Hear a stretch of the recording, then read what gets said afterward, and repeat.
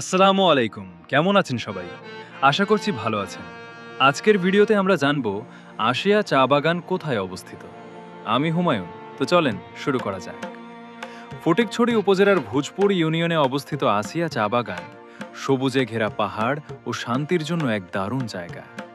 এখানে চা পাতার গালিচা ও প্রাকৃতিক সৌন্দর্য উপভোগ করতে প্রতিদিন প্রকৃতিপ্রেমীরা ছুটে আসেন। চট্টগ্রাম জেলার ফটিকছড়ি উপজেলার ভোজপুর ইউনিয়ন যাওয়ার উপায়।